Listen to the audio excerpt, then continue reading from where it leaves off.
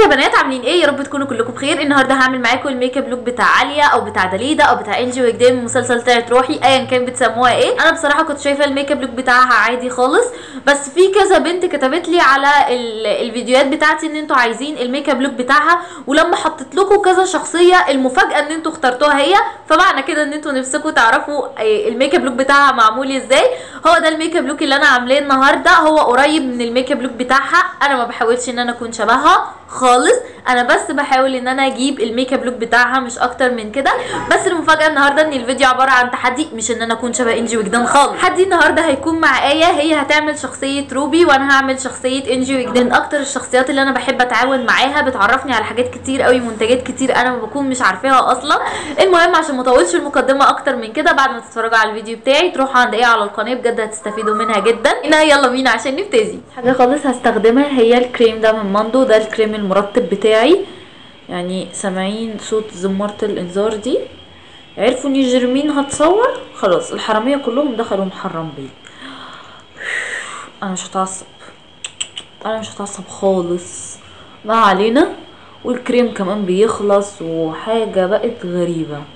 وبعدين عشان انا بصوا عندي هالات سودا وعندي حوالين بقي مسمر شويه، هستخدم الكوريكتور ده بتاع NYX اللي هو لونه اورنج عشان يصحح لي الهالات كويس، لان هي مكياجها بصراحه نظيف جدا. اتفرج يا بنات على المسلسل ده انا بعشقه، دي كلمه قليله بصراحه، بحبه قوي وبحس كده ان هو فاني زياده عن اللزوم. انا بحب الحاجات الفاني قوي دي.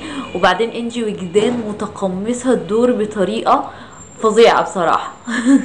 وكمان من اكتر الاشخاص اللي بحبهم بكير الحلواني. اخدتوا بالكم من بكير؟ بصراحه رياكشناته تفطس من الضحك، انا بقعد كده افضل عامله لهم كده على نفس رياكشناته بالظبط. احيانا بيفسر رياكشنات كتير قوي لناس كتير عايشين في حياتي، انا مش عارفه اعمل لهم الرياكشنات دي. ولا كاميليا، الاسم كاميليا، الوظيفه تعالى نعمل موفي نايت، مش عارفه ما بتتكسفش يخرب بيتها. المهم بعد كده هستخدم السي سي كريم بتاع بورجوا. النهارده مش عايزه احط طبقه تقيله على وشي، عايزه بس احط حاجه خفيفه كده، لان هي المكياج بتاعها لايت، مش حاجه تقيله، بس في نفس الوقت كمان مش المكياج اللي هو بتاع الاتراك اللي هو مش باين، لا هي باين ان هي حاطه ميك اب. وزي ما قلت لكم في الفيديو اللي فات، بحط في الاماكن اللي عندي فيها عيوب، وبعد كده بالباقي من الفرشه بقوم ممشياه على وشي او يعني على بقيه وشي. الطريقه دي بتديني تغطيه خفيفه او تغطيه كويسه، مش بتبين يعني ان انا حاطه ميك اب كتير او كده. يعني بحبها الصراحه، انا شايفه ان مكياجها طبيعي جدا، مفهوش يعني اي حاجه خالص. بس البنات اختارت انجي وجدان، وكذا حد كتب لي كومنت قبل كده على الفيديوهات بتاعتي ان انتوا عايزين مكياجها، فانا شايفاه عادي اني يعني اعمله. بس برضو قلت يعني طول ما البنات عايزينه خلاص تمام، انا ما عنديش مشكله اعمل اي حاجه انتوا عايزينها او انتوا حابينها. وبعدين هستخدم الكونسيلر بتاع كامافلاج بتاع كاتريس، هحطه بس تحت هنا كده حاجه بسيطه قوي عشان بس انور تحت العين زي ما هي عامله. هي طبعا الميك اب بتاعها افتح من الميك اب بتاعي بكتير، بس انا ما بحاولش ان انا اكون شبهها زي ما قلت لكم، انا بس بحاول اجيب الميك اب بتاعها مش اكتر من كده. فبحط حاجات شبيهه للي هي حطاها في الافكت، يعني هي دايما تحت عينها منور كده عن بقيه وشها، وكمان بتعمل كونتور قوي لوشها يعني باين، بتبقى حاطه لون بني هنا في الخدود كده باينه، فدايما بتبرز تحت العين تمام. وبعدين هستخدم البناي بنانا باودر عشان اثبت بيها منطقه تحت العين. وبالنسبة للحواجب عملتها ببودر الحواجب دي بتاعت MN، استخدمت الدرجة دي والدرجة دي تمام عادي زي ما برسم حواجبي طبيعي، وده شكل البالت بتاعت الحواجب اللي انا رسمت بيها. وبالنسبه للعيون هي مش عامله اي حاجه خالص في عينيها، بس غير ان هي مركبه رموش وحاطه تحت الجفن بتاعها، تحت الجفن ايه تحت خط الرموش بتاعها بس لون بني خفيف كده، وموحده الجفن بتاع عينيها بلون بودر برضو لونه على بني شويه او على غامق شويه. فانا هاخد اللون ده من تشاو درجه 55 هحطها على جفن عيني كله، بس مجرد ان هي تديني توحيد للون بتاع جفن عيني مش اكتر من كده، بس كده هي مش عامله اصلا اي حاجه خالص في عينيها، هي مكياج عينيها ابسط مما يمكن. هي معتمده اعتماد كلي على الرموش، فرشه صغيره اصغر منها وهحط لتحت العين للجفن، او انا مصممه ان هو الجفن الخط بتاع الرموش ده هحط له برده نفس اللون البني. وعلى فكره تقدري تستخدمي البودر بتاعت الحواجب، يعني دي حاجه اللي تريحك براحتك خالص. تمام. وهبتدي احط كده.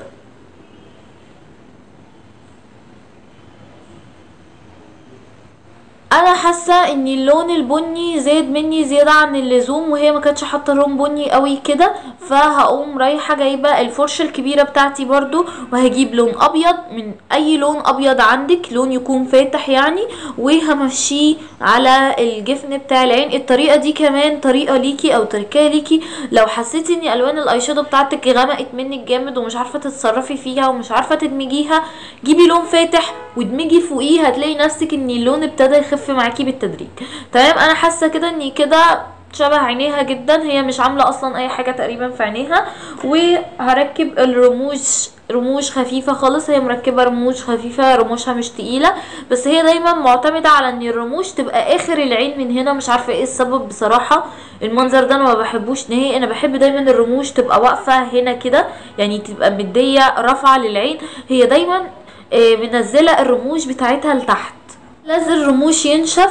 هي دايما بتبقى حاطه كونتورنج واضح وبرونزاج واضح في الحته دي، ودايما بتبقى موصله لخدها من هنا، مع ان الحركه دي بتتخن الوش وهي اوريدي وشها تخين، بس يعني هي حره، علبة المكياج مكياجها واللي بيمكياجها صاحبها، ملناش دعوة. تمام. هبتدي اني احط الهولا برونزر على المنطقة دي كده، هي دايما مكترة البرونزر في اخر وشها من الحتة دي ومخففاه بس هنا، فهقلب الفرشة وهبتدي ادمج. تمام. دايما بتعمل الكونتور بتاع مناخيرها، بصراحة انا من خبرتي المتواضعة اللي قد كده بحس ان هي بتعمله غلط، معرفش ايه اللي مناخيرها كبيرة زيادة عن اللزوم، فبتبان ان مناخيرها عريضة كده، ولا هي موسعة الكونتور. بس انا هوسع الكونتور شبه ما هي موسعاه. هي دايما بتعمل الكونتور كده كده كده، بصوا بالطريقة دي، والطريقه دي البعد زياده عن اللزوم ده بيكبر المناخير زياده، يعني انت كل ما تقربي كل ما يبان ان مناخيرك اصغر، او كل ما يبان ان الحاجه اللي انت عاملاها اصغر. هي دايما اكتر حاجه باينه عندها هي كونتور المناخير، فانا هبتدي ادمجه بقى. تمام.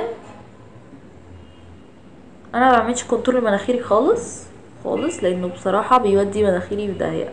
ده اللي هي بتكون عاملاه في وشها، ما بتبقاش عامله حاجه اكتر من كده. احيانا مش دايما بتبقى حاطه بلاشر لونه بني او لونه برونزاج كده شويه، فانا ممكن اجيب البرونزر بتاع كاتريس واحط حاجه خفيفه قوي على خدودي من الجنبين كده، عشان يبان شويه ان هو شبه البرونزاج بتاعها. هي على طول لونها فاتح وعامله برونزاج من الجناب من هنا كده، او بيكون باين شويه او واضح. هي دايما زي ما قلت بتكون مركبه الرموش بتاعتها في اخر العين خالص، فانا هحاول ان انا اركب الرموش بتاعتي في اخر العين زيها بالطريقه دي. وعلى ما الرموش تنشف حطيت الروج بتاع ويت ان وايلد، الدرجه بتاعته اسمها سموكي هوت بينك، اللي هي الدرجه اللي انا حطاها دي درجه قريبه من الدرجه اللي هي حطاها. وركبت الرموش من اخر العين زي ما هي دايما مركباها، بس هي رموشها كثيفه شويه اكتر من الرموش اللي معايا. هحط فوق الرموش خط ايلاينر رفيع قوي قوي قوي زي اللي هي حطاه كده. انا مش عارفه ده البند بتاع الرموش بتاعها ولا ده ايلاينر، بصراحه مش عارفه اميزه في الصور بالظبط.